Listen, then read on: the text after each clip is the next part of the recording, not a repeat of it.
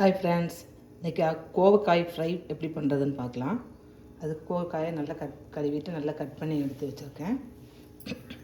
அதுக்கு ஒரு பொடி தயார் பண்ணிக்கலாம். அதுக்கு கடாயை வச்சுட்டு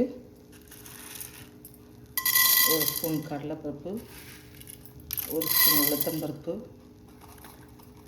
3 மிளகாய் வத்தல், கொஞ்சம் ஜீரகம், கொஞ்சம் மிளகு இதெல்லாம் போட்டு கொஞ்சம் நல்லா வறுத்துக்கலாம்.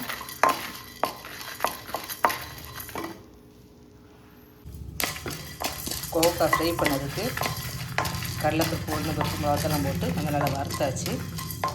இது அப்படியே மிக்சியில் கொட்டி நல்லா பரபரன்னு வச்சுக்கலாம். கடாயில் எண்ணெய் ஊற்றி வச்சாச்சு. இப்போ கோவக்காயை போட்டு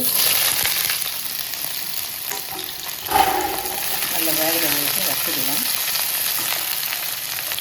கருவேப்பிலை போட்டுக்கோங்க. நல்லா வேகட்டும். கோவக்காய் ஃப்ரைக்கு நல்லா வதங்கிட்டு இருக்கு. இதுக்கு தேவையான உப்பு போட்டுட்டு திரிச்சு வச்சுருக்க பரபரன்னு திரிச்சு வச்சுருக்கிற பொடியை போட்டுக்கலாம்.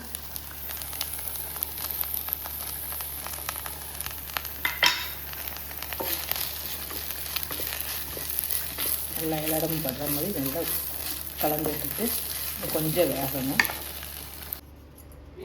கோவக்காய் ஃப்ரை ரெடி ஆகிடுச்சு. நீங்களும் இதே மாதிரி செஞ்சு பார்த்துட்டு எப்படி இருக்குன்னு சொல்லுங்கள். நன்றி. அடுத்தால பீட்ரூட் பொரியல் எப்படி செய்யலாம்னு பார்க்கலாம். அதுக்கு தேவையான பொருள்: பீட்ரூட் கட் பண்ணி வச்சுருக்கேன், வெங்காயம், கருவேப்பிலை, தாளிக்கிறதுக்கு ஜாமான், தேவையான உப்பு. அடுப்பில் சட்டியை வச்சுட்டு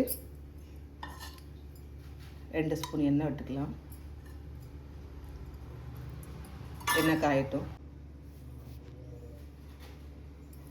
எண்ணெய் நல்லா காஞ்சிட்டு கடுகு, உளுத்தம்பருப்பு, மிளகாய் வத்தல் போட்டாச்சு. கட் பண்ணி வச்சுருக்க வெங்காயத்தை போட்டுக்கலாம். வெங்காயத்தை போட்டு கொஞ்சம் நல்லா வதக்கிட்டு பீட்ரூட்டு, கருவேப்பிலை எல்லாம் போட்டுக்கலாம்.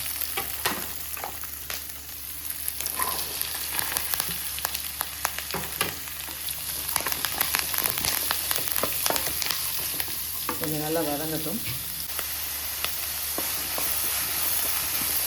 பீட்ரூட் நல்லா வதங்கிட்டுருக்கு.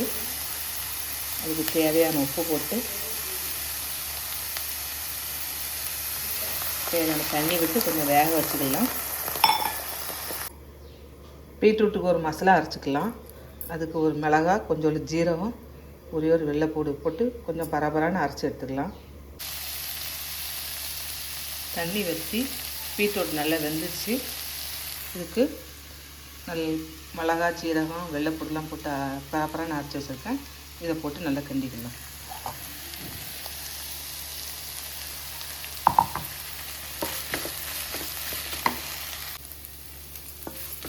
மசாலா போட்டு நல்லா மசாலா கொஞ்சம் வேகிறது வரைக்கும் கொஞ்சம் கிண்டிக்கலாம்.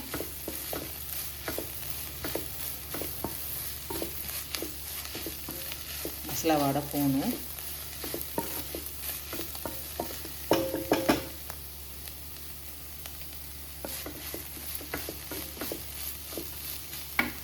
பீட்ரூட் பொரியல் ரெடி.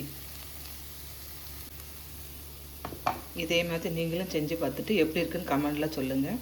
லைக் பண்ணுங்கள், ஷேர் பண்ணுங்கள், சப்ஸ்கிரைப் பண்ணுங்கள். நன்றி.